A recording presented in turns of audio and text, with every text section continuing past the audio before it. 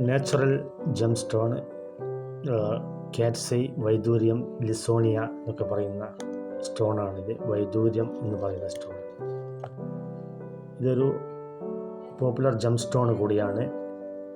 അതുമാത്രമല്ല ഇത് നല്ല ഒരു പവർഫുൾ സ്റ്റോണും മാർക്കറ്റിൽ വലിയ നിലവാരമുള്ളതും വിലയുള്ളതുമായ സ്റ്റോൺ കൂടിയാണ് വൈദൂര്യം. 2000 1000 അതുപോലെ തന്നെ 1 lakh വരെ, 10,000 to 1 lakh വരെ പെർ ക്യാരറ്റ് വിലയുള്ള സ്റ്റോൺ കൂടിയാണ്. ഇതൊരു ഗ്രേസോബറിൽ ഇത് മിനറൽസാണ് ഇതിൻ്റെത്. ഗ്രേസോബറിൽ എന്നാണ് ഇതിൻ്റെ ഒരു നാമം വരുന്നത്. അലൂമിനിയം ഓക്സൈഡ് അതുപോലെ തന്നെ അതിൻ്റെ മിനറൽസ് അതാണ്. അതുപോലെ തന്നെ ഗ്രേസോബറിൽ ഫാമിലിയിൽപ്പെട്ട ഗ്രേസോബറിൽ കാറ്റ്സൈ എന്നറിയപ്പെടുന്ന കാറ്റ്സൈ അതാണ് നമ്മുടെ കയ്യിൽ ഇപ്പോൾ ഓൾറെഡി ഉള്ളത്. ഇത് കോഡ്സ് ഫാമിലിയിൽപ്പെടുന്ന കാറ്റ്സൈ ഉണ്ട്, അതുപോലെ തന്നെ ഓപ്പൽ ഫാമിലിയിൽപ്പെടുന്ന കാറ്റ്സൈ ഉണ്ട്. ഇത് കൃത്യമായി അറിഞ്ഞുകൊണ്ട് മേടിക്കുന്ന ഒരാൾക്ക് മാത്രമാണ് ഇതിൻ്റെ നാച്ചുറൽ സ്റ്റോൺ നമുക്ക് ലഭിക്കുകയുള്ളൂ. ഇത് അതുപോലെ തന്നെ ഇതൊന്നുമല്ലാതെ ചൈനയുടെ സിന്തറ്റിക് സ്റ്റോണും ഇതുപോലെ തന്നെ ഫിലിമെൻറ്റോട് കൂടിയിട്ട് ഇതേ ഫിലിമെൻറ്റോട് കൂടിയിട്ട് വരുന്ന സ്റ്റോണുണ്ട്. അത് നിങ്ങൾ നോക്കി മനസ്സിലാക്കണം. വളരെ നാച്ചുറാലിറ്റി തോന്നുമെങ്കിലും ഒരു ഹണി കളറിലൊക്കെ വരുന്നുണ്ട് അത് കൂടുതലായിട്ട്. ഒരിക്കലും അങ്ങനെയല്ല. അതിൻ്റെ എക്സ്പേർട്ട് ആളുകൾ നോക്കിക്കഴിഞ്ഞാൽ ഇൻക്ലൂഷൻസ് കൂടിയാണ് നാച്ചുറൽ സ്റ്റോണിനെ തിരിച്ചറിയാൻ പറ്റുന്നത്. അതുപോലെ തന്നെ ഇൻക്ലൂഷൻസോട് കൂടി അതിൻ്റെ നാച്ചുറാലിറ്റി കൂടുന്നതിനനുസരിച്ച് അതിൻ്റെ ഫിലിമെൻറ്റും കാര്യങ്ങളും ഷട്ട്വൻസും ഒക്കെ വരുന്നതിനനുസരിച്ച് അതിന് വലിയ നിലവാരമുള്ള റേറ്റുമുണ്ട്.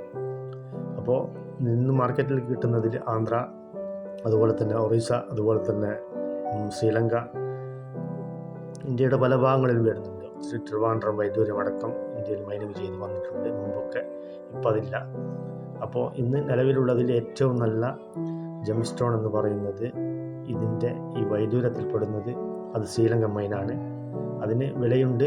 അതിൻ്റെ പല ടൈപ്പിൽ തന്നെ അത് ശ്രീലങ്കൻ മൈൻസിൻ്റെ സെക്കൻഡ് ഫസ്റ്റ് ക്വാളിറ്റി അങ്ങനെ ഒരു സെലക്റ്റഡ് സ്റ്റോണുകളൊക്കെ ഉണ്ട്. അതിനൊക്കെ 25,000 മുതൽ 1,00,000 വരെ രൂപ വരുന്ന സ്റ്റോൺസൊക്കെ ഉണ്ട്. ഇതൊരു ഗ്രേസോബറിൽ അലക്സാൻഡ്രൈറ്റ് ഫാമിലിയിൽപ്പെട്ട ഒരു സ്റ്റോൺ കൂടിയാണ്. ഒരു പൂച്ചക്കണ്ണ് മാതിരി. അതുകൊണ്ടാണ് അതിന് കാറ്റ്സൈ എന്ന് പേര് വരുന്നത്. നമ്മൾ ചെയ്യുന്ന ഓരോ വീഡിയോയിലും സ്റ്റോണിൻ്റെ ഡീറ്റെയിൽസോട് കൂടിയിട്ടാണ് നമ്മൾ ചെയ്യുന്നത്.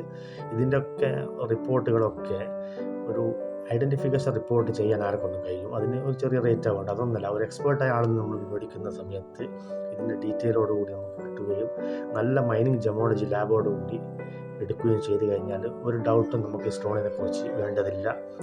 അതാണ് നമ്മുടെ വീഡിയോ. നമ്മൾ ചെയ്യുന്ന വീഡിയോ ഒക്കെ അതിനെക്കുറിച്ച് ആധികാരികമായി മനസ്സിലാക്കിക്കൊണ്ട് പഠിച്ചുകൊണ്ട് ചെയ്യുന്ന വീഡിയോസ് തന്നെയാണ്. അപ്പോൾ നിങ്ങൾ ഇതുപോലുള്ള സ്റ്റോണുകൾ തിരഞ്ഞെടുക്കുമ്പോൾ വളരെ വളരെ നല്ല രീതിയിൽ നോക്കിക്കൊണ്ട് അതിനെ അറിയാവുന്ന ആളുകളിൽ നിന്ന് മാത്രം മേടിച്ച് ഉപയോഗിക്കുക.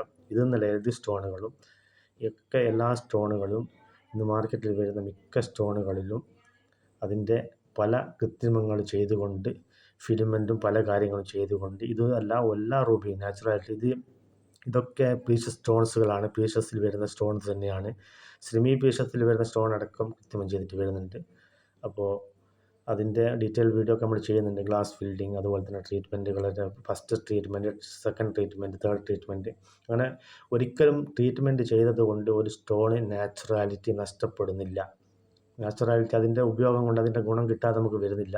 പക്ഷേങ്കിൽ അതിൻ്റെ ബ്യൂട്ടി എൻഹാൻസ്മെൻറ്റ് ചെയ്യുന്നതോടൊപ്പം അതിൻ്റെ നാച്ചുറാലിറ്റിയിൽ നിന്ന് മാറ്റം വരുത്തി അത് എൻഹാൻസ്മെൻറ്റ് ചെയ്ത് ബ്ലീച്ച് ചെയ്ത് വരുന്നതാണ്. അതുപോലെ തന്നെ ഗ്ലാസ് ഫില്ലിങ്ങും പല ആളുകളും ചോദിക്കുന്നുണ്ട്. കളറും ബൂസ്റ്റ് ചെയ്തതൊക്കെ ആയിട്ട് വ്യത്യാസമുണ്ട്. തീർച്ചയായിട്ടും ഗ്ലാസ് ഫില്ലിങ് വേറെ തന്നെ ടൈപ്പാണ്. അതിൻ്റെ ട്രീറ്റ്മെൻറ്റിൽ വ്യത്യാസമുണ്ട്.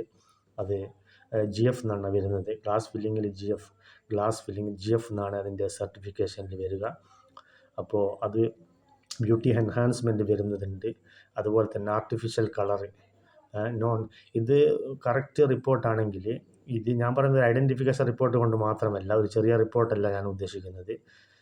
കറക്റ്റ് റിപ്പോർട്ടാണെങ്കിൽ ഇതുപോലത്തെ സ്റ്റോണുകളിൽ കമൻസിൽ നോ ഇൻഡിക്കേഷൻ ഓഫ് ട്രീറ്റ്മെൻറ്റ് എന്നാണ് വരേണ്ടത്. നോ ഇൻഡിക്കേഷൻ ഓഫ് ട്രീറ്റ്മെൻറ്റ് വരണം. അത് IGI പോലുള്ള ലാബുകളിൽ നിന്ന് ഏത് ലാബുകളിലുള്ള പേപ്പറും നമുക്ക് ചെയ്തു കൊടുക്കാൻ പറ്റും. ഏത് സ്റ്റോണിനും അതിൻ്റേതായ വാല്യൂ ഉണ്ടാവും. മാത്രമാണ് പൈസ. അപ്പോൾ അതുപോലെ നിങ്ങൾക്ക് ഡൗട്ട് ക്ലിയർ ആക്കിക്കൊണ്ട് വളരെ കൃത്യമായ സ്റ്റോണുകൾ നമ്മുടെ കയ്യിൽ നമ്മൾ കൊടുക്കും.